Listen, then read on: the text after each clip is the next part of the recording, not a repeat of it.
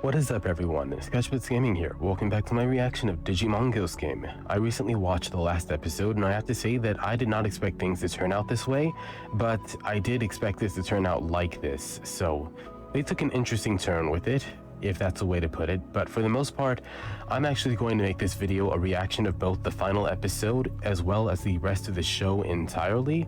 So this video is probably going to be pretty long, but let's get right into it. There's quite a bit to discuss because they basically dumped all of the lore down all at once in the final episode. So apparently it turns out that getting impaled doesn't actually kill a mega level Digimon. But this image right here of Regulusmon doing the He-Man meme of just like, hey, yay, it's perfectly hilarious. Like, that's one of the few things about this episode that, to be honest, I actually liked. As for all the other things I did not like, well, we'll get into that, but for the most part, we spend some of the episode with Gammamon waking up inside of his inner world, and it turns out that he's slowly realizing this and seeing that everything around him, including Hero and all the people he knows, they're fading into dust apparently. And then he finds out that eventually not only is his chocolate fading, not only is Bokomon disappearing again. I don't know why they brought this back because this just hurts. I think this is like his inner memories or something, like if a Digimon had a memory bank or whatever. But he's finding out that he himself is also disappearing. Man, we really did not need to see a repeat of this though. Still, as it turns out, Regulusmon, almost called him Arcturusmon for some reason. But Regulusmon is actually breaking in like a virus and eating away at Gammamon's memories this entire time. Not only him, but several of him. 3 of them in like different areas. And this is quite peculiar because before then, we only saw like one Regulusmon. But it seems that multiple ones are capable of forming from an infected Digimon that has the GRB virus. Can't say that too much without having a tongue twister, but for the most part, this was actually quite interesting because for the most part, Gammamon is actually finding out what going on a journey meant for Bokomon. Like, he's finding out what it means exactly for a Digimon to die. He's never actually known what this is before. Like, he thinks it's just going on a journey. Nope, he's flat out disappearing, and he's finding out that right now. So meanwhile, back on the main battlefield within their inner dimension, Hero's finding out that it is possible to save Gammamon,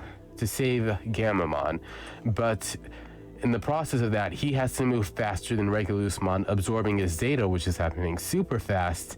And interestingly, a voice pops up inside of his head saying, "I've made time 1,000 times slower for you and Seriousmon." And I'll be honest, I still forgot that this guy's name is Seriousmon because he shows up and then he's just gone like that after each fight. Like, we hardly get to know him. But that aside, Hero's given the option of saving Seriousmon and Gammamon, and of course he decides yes, even though it's warned he might die if he chooses to. And as it actually turns out, he manages to go into Gammamon's inner world. This is probably the highest quality deletion that I've ever seen for a Digimon, which is kind of almost morbid to say, but my gosh, like, they put some serious quality into this episode with the animation, and like, to see the entirety of like Hero's main city just being destroyed and him just falling into it to find Gammamon. That's, if it weren't for the fact that they chose this weird grayscale for the pictures, this actually would be pretty breathtaking and whatnot. But he finds a fake Gammamon who's all smiling and whatnot, and he's like, "Hero, I'm so glad I found you. I'm going to go eat chocolate, and then I'm going to go and find the fishes, and we're going to go fishing and whatnot." Like, and Hero finally like has enough of this, and he's like, "You know what? You're not Gammamon." He does not say chocolate, he says champions, which is actually a nice touch because it's like the first time that I see Hero actually cares, well, in a long time, about like Gammamon's expressions and whatnot. But for the most part, it's funny because this was actually Regulusmon, or I believe the original one, manifested in Gammamon's inner memories. And he's just like, "You know what? I always hated the way that Gammamon talks." And he's like, Oh, I don't know if you'll ever find the original Gamamon. Let's find out, shall we? So he just like attacks Hero right off the bat after he asks where Gamamon is. I don't know why he expected Regulusmon to tell him since he just shot a hole in Seriousmon of all things. Like, if I'm being honest, this is where this episode, things took a weird turn here. Like, I want to say things took a weird turn, but honestly, this entire episode just, to me, outside of the fight and the animation, if I'm being honest, for a final episode, it's pretty subpar. And the reason for this is because when they're focusing on saving the digital world, what they're instead doing is having an inner fight with the characters instead. We don't see what they're actually saving in the digital world. Like, for the most part, Regulusmon attacks Gamamon, Regulusmon attacks Hero. And something I noticed real quickly, because Regulusmon is capable of moving terrifyingly fast, like as fast as a military jet, if I'm being honest. I analyzed it. He is deliberately giving scratches to Hero, not even enough scratches to make him bleed. He's being very precise to not make Hero bleed. And that to me says something to the effect of, is he actually being evil, or is he just like playing around with Hero this entire time? But one thing that's for sure is that Hero is not playing, because through the power of friendship, full Yu-Gi-Oh style, Hero summons a Final Fantasy level weapon straight off of Seriousmon's elements. Like, Gamamon was slowly being deleted and being erased, but in a rookie level, he managed to have a mega level weapon like this summoned, which is almost unheard of. And Hero just goes full Final Fantasy and whatnot, and just takes down this Regulusmon and cuts him in half. And I have to say that this is one of the most deserved attacks I've seen toward this guy in like the entire season. But at the same time, like, did we really need to see this? Like, it's the final episode. We're trying to save the digital world and whatnot. We already got traumatized as a community and seeing Seriousmon get blown apart. Like, if you're an OG Digimon fan, then you remember when, what's his name? It's not Devimon. It's not Devimon. Impmon and, man, I forgot. His Mega Evolution impaled Leomon. And we just got to slowly see Leomon die for like the second or third time in the entire season back then when it was still heartbreaking. Did we really need to like see Gamamon's like half dead body like right here? Anyway, Hero finds Gamamon, and I have to say that this is, well, wow, I'm actually kind of beside myself, because in spite of all of the body horror that this show has resorted to, this somehow almost takes a cake. Like, this is actually almost up there with Millenniumon and Moon Millenniumon taking over that guy's girlfriend and just like manipulating her corpse to steal the energy of other human beings. Like, anyway, Hero manages to remind him that he is who he is, that he's his little brother. And I have to say that the fact that we didn't actually see like what these guys are capable of, because this is clearly an ability that Regulusmon has to like consume other Digimon and absorb their data like a kind of poison. Well, regardless, it is what it is. I guess it's the final episode. They can't get too into Regulusmon's full abilities.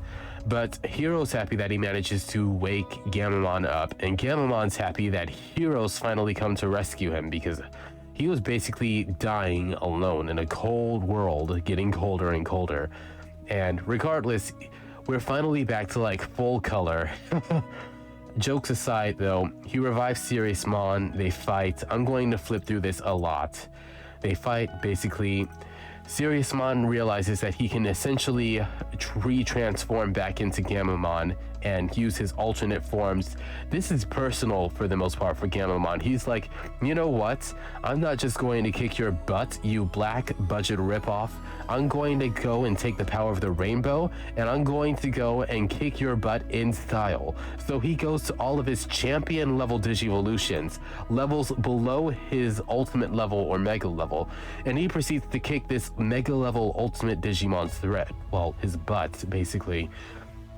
And I have to say, for the most part, this didn't make much sense to me how they were doing this much damage. Sure, the power of friendship is powerful. We've seen champion levels like Angemon take down like champion levels that were ultimate level like Devimon, but we've never seen champion levels take down a mega level ultimate Digimon. But for the most part, this made the most sense in this episode, like, for what these Digimon were doing, because up to this point, Gammamon and Seriousmon were not able to take him on at all individually, much less with everyone else. He just got one shot in the last episode, literally. But Albion is an attack that's been seen previously as having like global range. It's able to shoot satellites out of the sky, which is quite amazing. I think that this character is miscategorized as a champion level. I think that his actual ability or classification should be ultimate level, because every time he shows up, he's kicking the butt of every single Digimon ever. You almost cannot find an episode where this guy loses.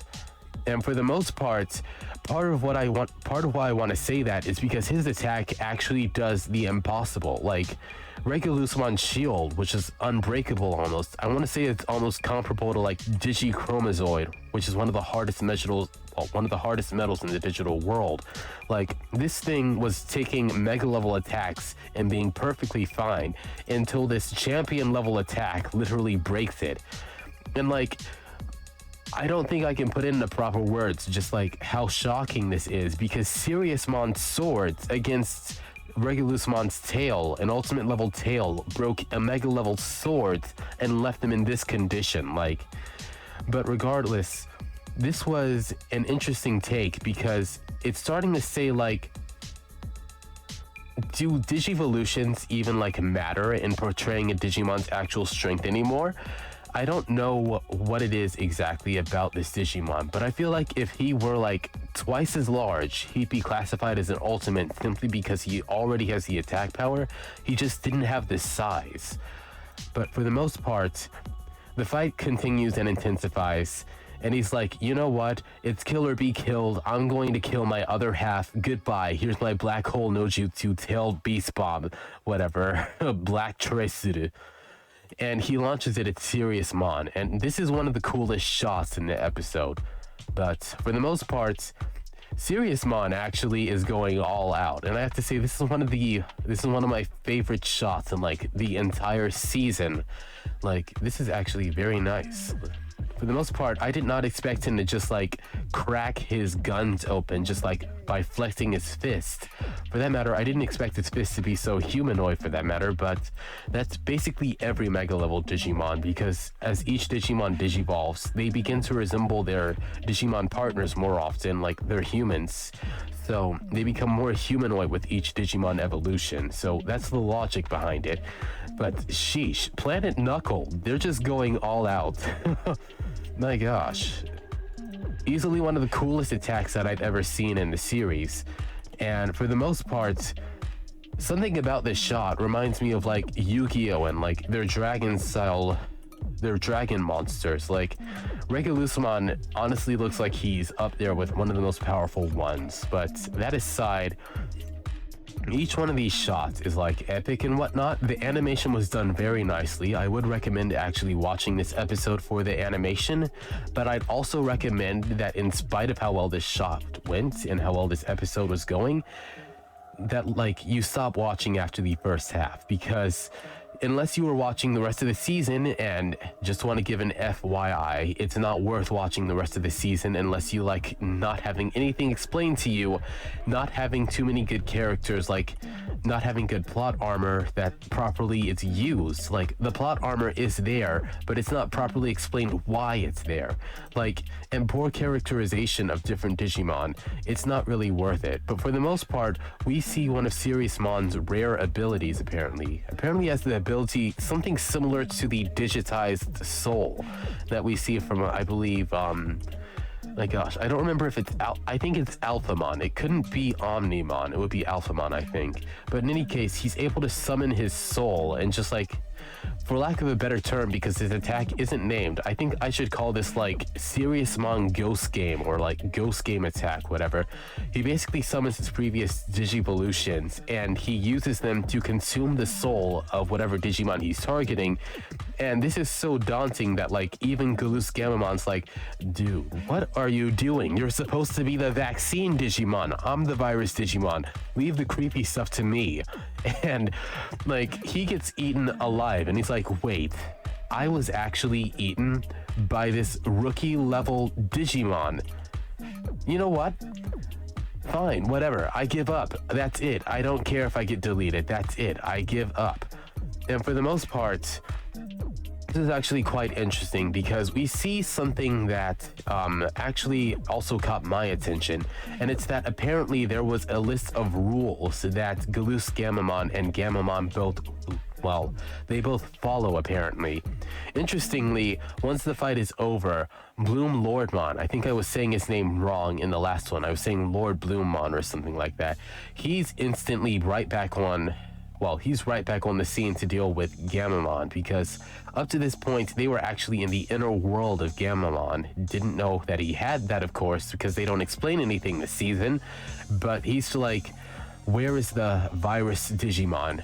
And Gamamon's like, we made a deal, so, okay, we didn't see this deal on screen, but there's not enough time to explain, so time's running out for the final episode, and apparently it turns out that this entire time, a virus level like Galus Gamamon actually has the power to make enough of a vaccine to purge the entire digital world. Like, I want to point out that Gamamon says that Galus Gamamon did this, not Regulusmon, like Galus Gamamon, a champion level. Sure, he's powerful enough to like fight an ultimate level with the GRB virus powering him, but he created all these antibodies to go and reverse the digital world back to its original order. And I'm actually glad about this because for the first time, we're seeing what the digital world actually looks like when it's not corrupted by the GRB virus. So this is a perfectly nice shot. I almost want to make some of these shots my screensaver like after this episode because this is very well designed. Like here we can actually see the full view of where they were. And I think that in spite of my previous like calculations and like theories, I don't think this is the base of Yggdrasil. I think this is more like a UFO base, but I'm going to get into that later in the episode. Regardless, Lord Bloommon. My gosh, I'm not saying Bloom Lordmon, am I? I might have to go back. Anyway, this guy. I'm going to keep calling him this guy because like he was introduced so suddenly. His lord gives them permission for them to visit, and here we see who it is that is behind all of like the entire season. Up to this point, I thought that Dragomon and Cthulhumon, whichever one you choose to dub him by, because he's called both in like the English and the original dub. Like, I thought that he was the one behind this, and to this point, I still think that he is. I think that he's the one that's behind like Digimon being corrupted and being sent insane to the point that like they're doing all these weird things to people and doing body horror. But she is the one that's actually responsible for sending Digimon to the digital world, and I'm assuming that somewhere in the process, Dragomon just managed to influence them and just like drive them a little bit insane or mad. But anyway, her name is Quantumon, and something I want to point out right out the bat is that she has the Digivice symbol that they have on like their, I almost called them Digi watches. In any case, she reveals that she's actually been watching them this entire season, and that's creepy, honestly. I was actually quite tempted when I first saw her to just like call her Waifumon. Like, not me, she's not my waifu, but I just know the fan base typically takes the designs of Digimon like this in another direction I cannot discuss on YouTube, and frankly, I'm going to avoid saying any more about it. But in any case, she notices that Galus Gamamon's gone, and Gamamon's just innocently saying, oh yeah, he's inside me. So she's like, okay, whatever, you all look like you have questions, and for the most part, she explains that she's the one who sent Digimon to the digital world in order to avoid the GRB virus. So it's revealed that she actually did not know about Galus Gamamon or why he's here. She just calls it the Black Corrosion, and she mentions that it was corrupting everything, essentially. But for the most part, the Digimon were saved even though the digital world was corrupted. Something I want to point out here real quick to those of you who do not know about Gaiamon.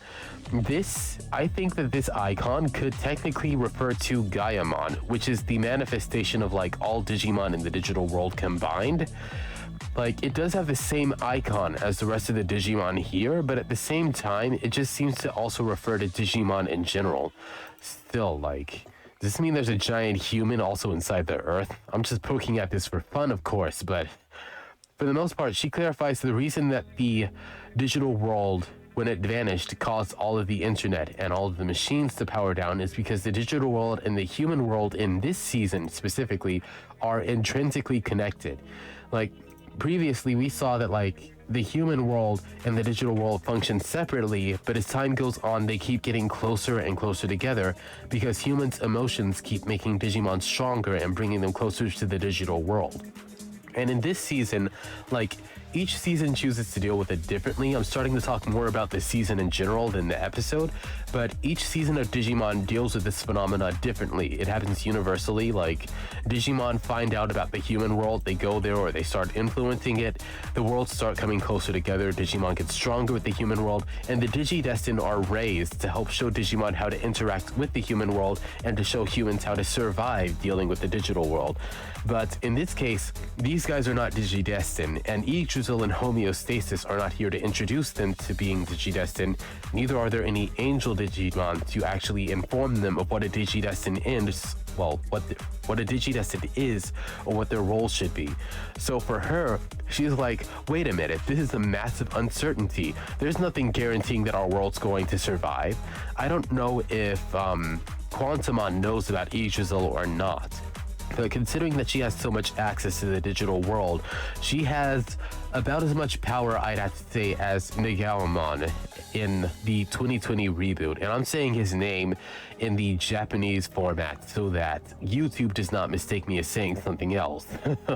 But for the most part, she clarifies that she's curious about the future of both of these worlds as they are intrinsically connected, and states that she's run billions upon trillions of simulations to find a stable future where both survive and it coexists. Because apparently to her, she says no matter how things go, both worlds eventually are corrupted, surprisingly, by one-sidedness.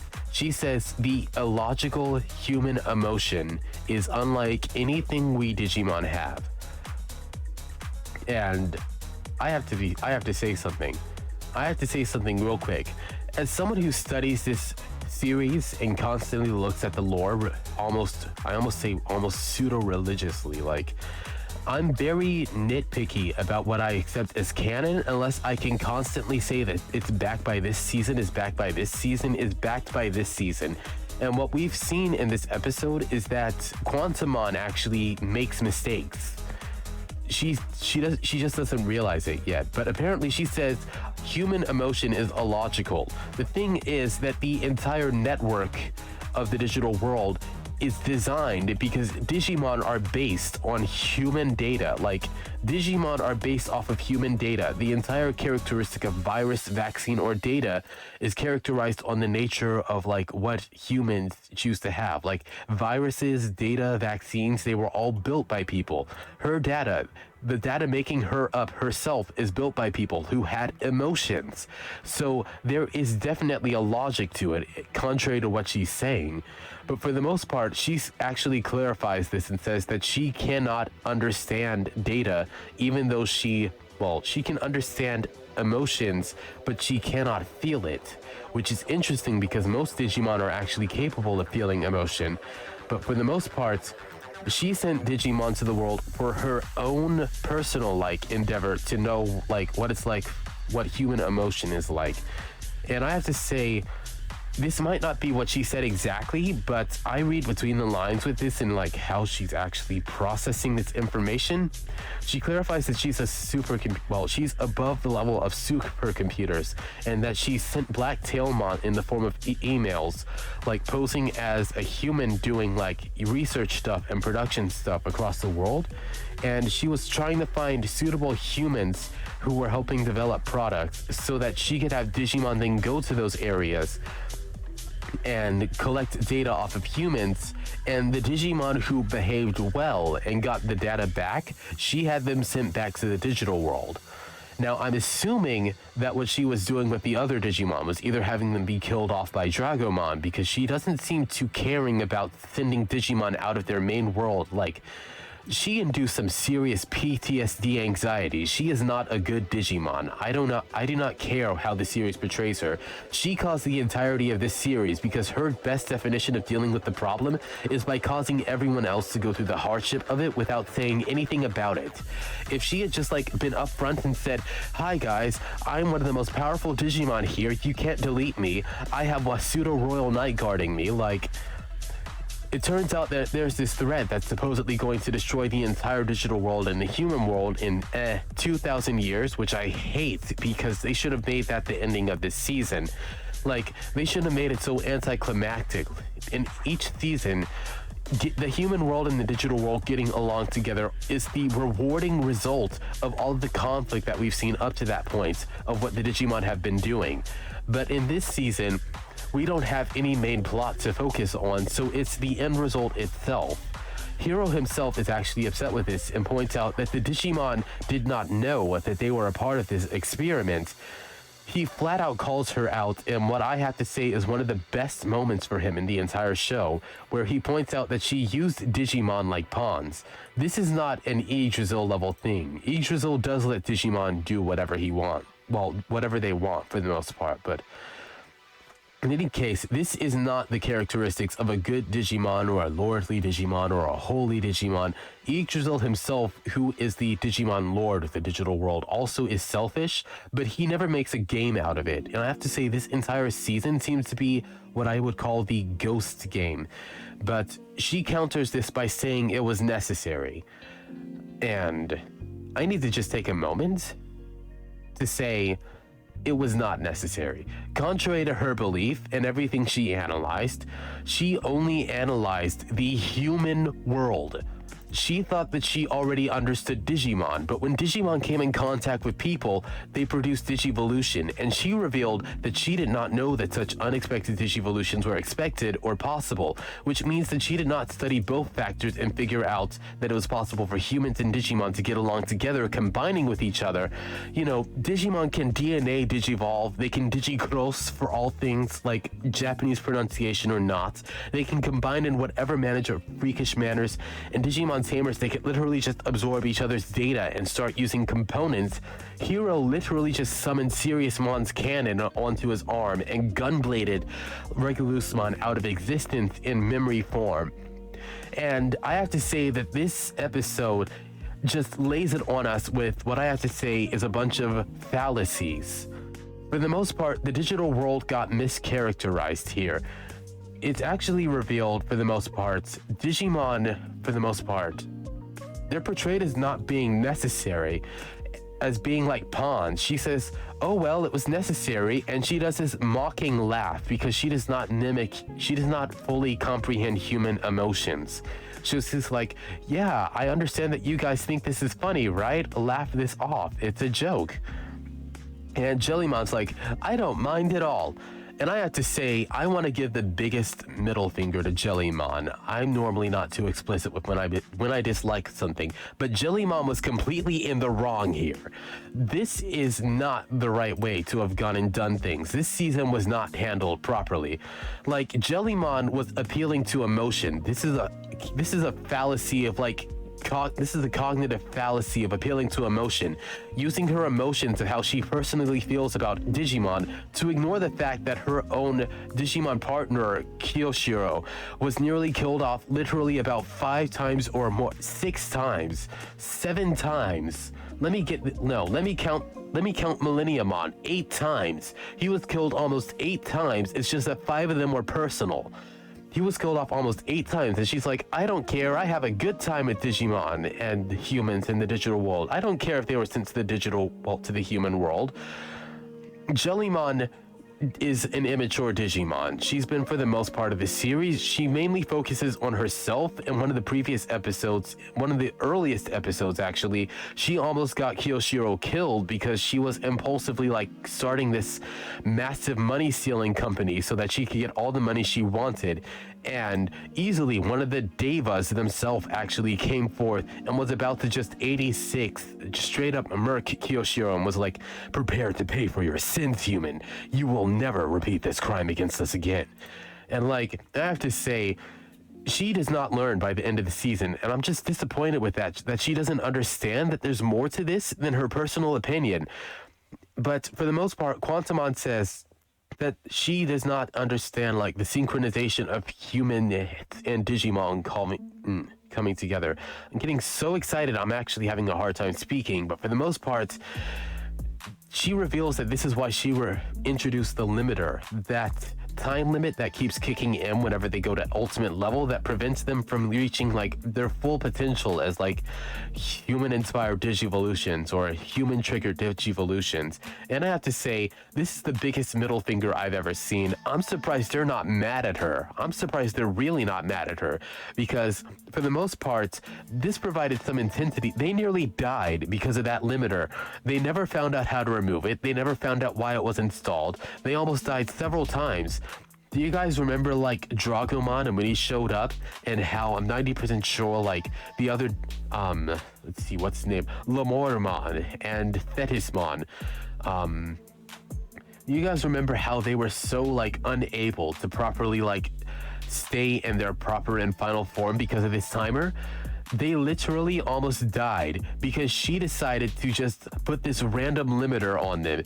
And she has the audacity to say, my brain far exceeds any quantum computer.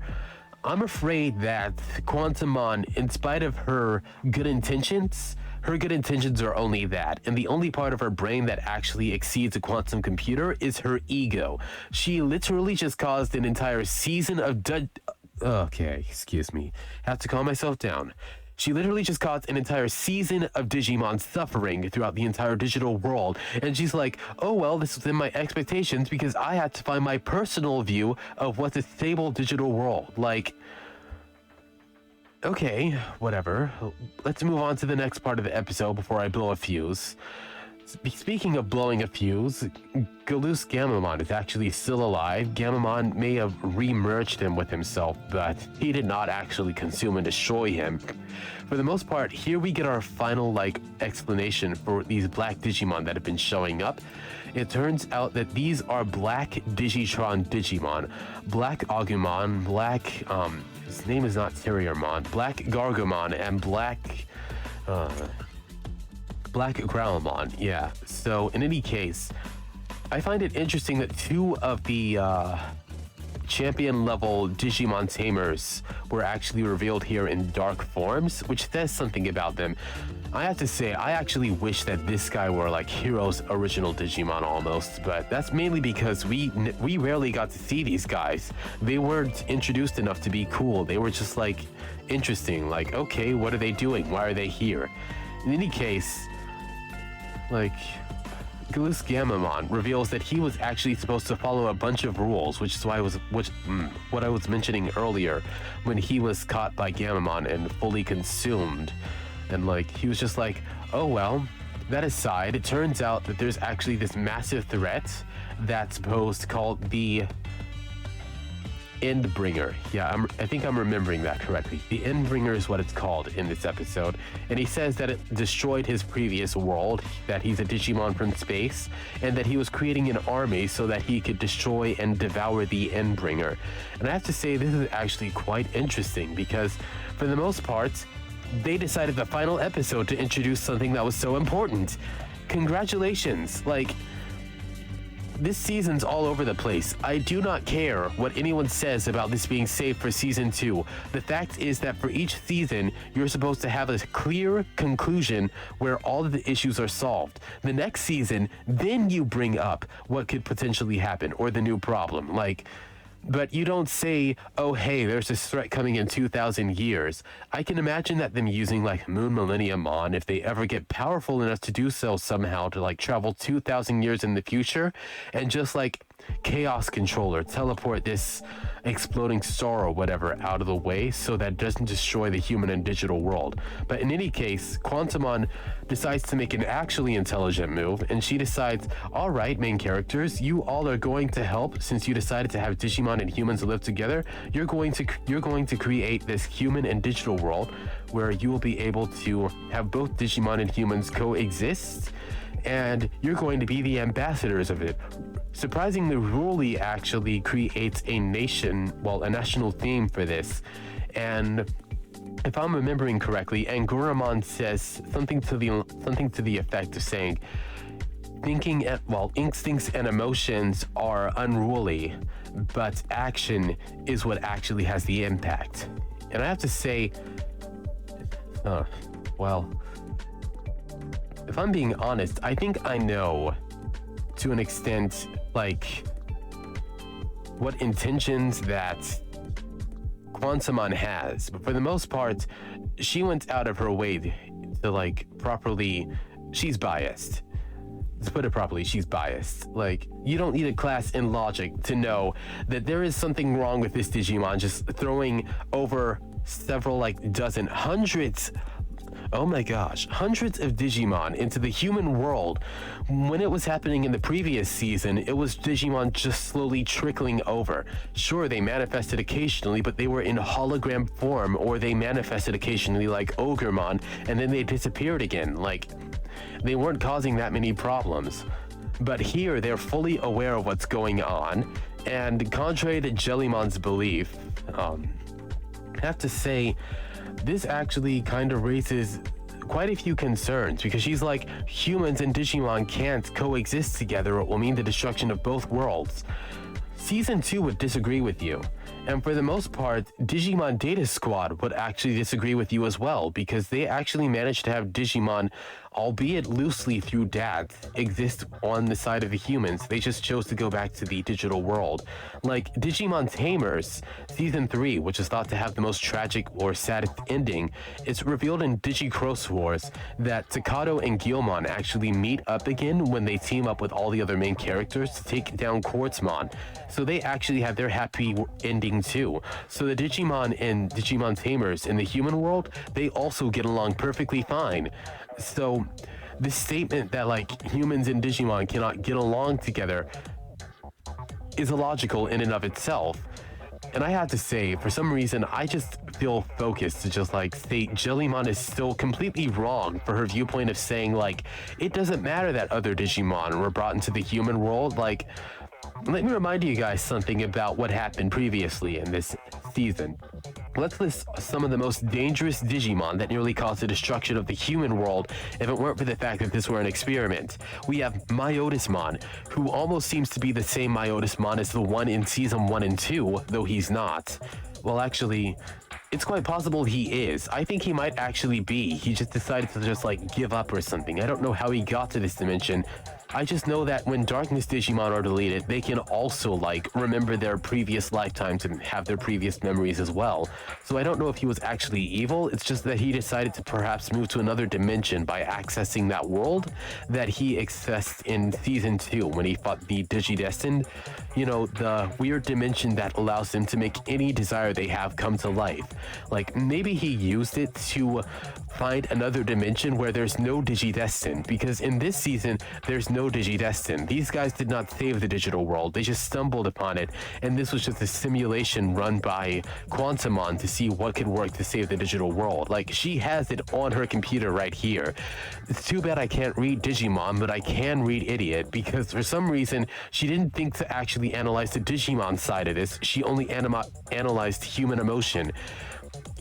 For the most part, something she didn't actually bring into calculation was, in spite of human emotion being part of the equation, it's the Digimon emotion that's so explosive that it causes most of the problems this season. It's the Digimon that are constantly going on a rampage because they have such emotional immaturity, or they can't like put up with the fact that they were suddenly dropped in a new human world. Like, I would be able to put up if I were just put in the digital world or something, and like I'm attacked by the squad of Digimon saying, I'm causing trouble, I'm the bad guy. Like, my first instinct would be to like find a river and something to feed on it. And they're like, you're polluting the river, you're spreading germs, we have to take you out. Like, okay, what the actual heck? Nothing's explained to me. Of course they'd be on a rampage. Like, the Digimon's emotions aren't even taken into consideration by her. She just takes random Digimon and dumps them. We have virus, data, vaccine,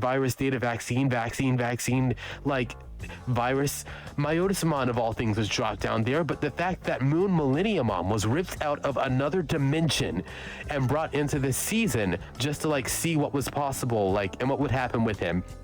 The fact that a planet-destroying Digimon like Moon Millenniumon and Zeet Millenniumon was brought into the human world, like, she flat out tried to destroy the human world by having one of the most powerful Demon Lord and Demigod Digimon manifesting.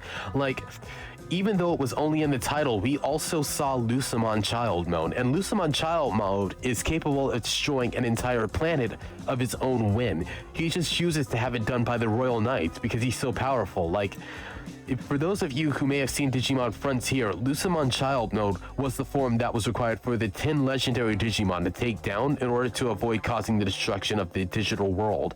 Like, he has that sigil on his hand, that marking showing that Yggdrasil himself dubs him a threat to the entire digital world, no matter what form he's in. And I have to say that, like, the fact that even he was brought into this is disturbing. This is not a godly Digimon. This is not a good Digimon. I do not like Quantumon. She is the entire issue with this season to me. This might actually be my thumbnail, actually. But we just spent 60 episodes because this one Digimon can't understand that emotions need to be respected from both humans and Digimon. She doesn't care about Digimon emotions, so she sends them to the human world without warning. She just coldly tells them to run. Most of them say, we were just told to run. We weren't told anything else about it. Like, she doesn't even send any of their habitats or their biomes. Why didn't she teleport the digital world in along with them? They can also be holograms that don't interact with the physical world. Why did they all have to just be the digital world? Why did they have to be the Digimon themselves alone? Like, my gosh, imagine like kicking an immigrant into another hemisphere of the planet and saying, you're a villain now, you have to be sent back. Like, Americans can't stand when a Mexican comes over the border without a permit too often. They actually do, I have to say that. They actually do, and I'm actually kind of happy that they're being lenient with this because, my gosh. But that's politics, and I'm not going to get into this. But the fact that this Digimon thinks that she's being logical to just, like, treat Digimon like pawns and humans like guinea pigs to experiment with each personal Digimon is stupid. It's just flat out stupid. This was a stupid way to end the season. I actually almost don't even care that this is the way the season ended because they did finally explain things. They already clarified that this was going to be a disappointment. Like, the episodic format was already the first telltale sign that this was not going to be satisfying. And we got like a 20-year resolution through Dragomon showing up. So I'm fine with season 2 being resolved. The only issue is that Daemon, the other Digimon that was not properly resolved in plot. My gosh, I'm having a hard time talking almost. Daemon was not readdressed in this season, and I feel like he kinda needs to be because he's also a Demon Lord. But in any case, Quantumon. What the actual heck? What the heck, Quantumon? Like, my gosh. I think I'm going to make a second episode of this because, my gosh, this actually warrants it. This is pretty dumb. So, for the most part, this is my thoughts on this season. This was actually a good season. It may actually have been better than Cross Wars because it did not nearly kill off the Digimon fan base just by existing. Cross Wars nearly did that, unfortunately. I think it was a good season as well. It's not as good as anyone wanted it to be. But in this case, this is not the way that Digimon should be going. This episodic format might need to just be kicked. This entire season might need a reboot. I know that several of the fans are mad, and that a lot of the people watching this video might actually be expecting me to just like drop this heavy rant and whatnot, but for the most part, I'm just being analytical. Like, it's the argumentative fallacy of appealing to emotion. She's just flat out wrong. And I think I'm going to have to make a video about that, because there's no way I'm going to just like let this be the end of the season and just say, all right, this is fine, whatever, we're going to accept it. Pack up Galuskamamon. It doesn't matter that he's capable of reinfecting the entire digital world again if he ever chooses to, because he perfectly can.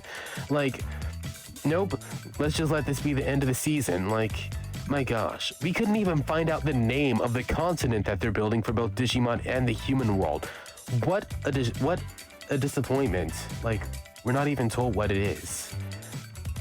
But regardless, the season was nice. It's certainly not the worst thing for an episodic format, but at least they managed to not, like, butcher the previously existing characters and timelines. Still disappointed that she's not Yggdrasil though, but whatever. I hope you guys enjoyed this video. I will see you all in the next one, and I hope you have a nice day.